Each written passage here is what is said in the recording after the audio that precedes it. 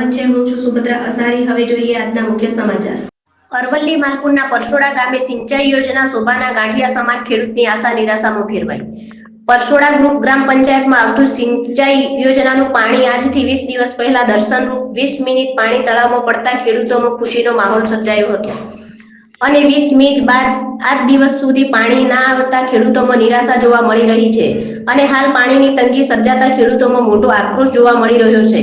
ગોમતી તળાવ છે જે પરસોડા ગામની સીમમાં આવેલું છે, જ્યાંથી તમામ ખેડૂતોને પાણીનો લાભ મળે એવો છે। જ્યાં ખેડૂતો આ તળાવમાં પાણી ભરાય અને હાલ ગામમાં પાણીની તંગીની ઉણપ સામે સંતોષ મળે એ આશાથી ખેડૂતો પાણીની રાહ જોઈ રહ્યા હતા, ત્યાં પાણીની માત્ર દર્શન થયાની ખેડૂતો નારાજગી વ્યક્ત કરી રહ્યા છે। હાલ ઘઉં, મકાઈ, રાયડો પિયત પાણીની અછતના લીધે સુકાઈ રહ્યા છે, જો ખેડૂતોની મુશ્કેલીઓમાં વધારો થઈ રહ્યો છે। સરકારની સિંચાઈ યોજના એક સપનું બની રહી છે, જેમ ખેડૂતો દ્વારા જાણવા મળ્યું છે। સરકાર સત્વરે આ અંગે વધુ તપાસ હાથ ધરીને પિયત માટે પાણી આમાં આપવા ખેડૂતોની માંગ છે। રિપોર્ટર રમણભાઈ ખાંટ, માલપુર।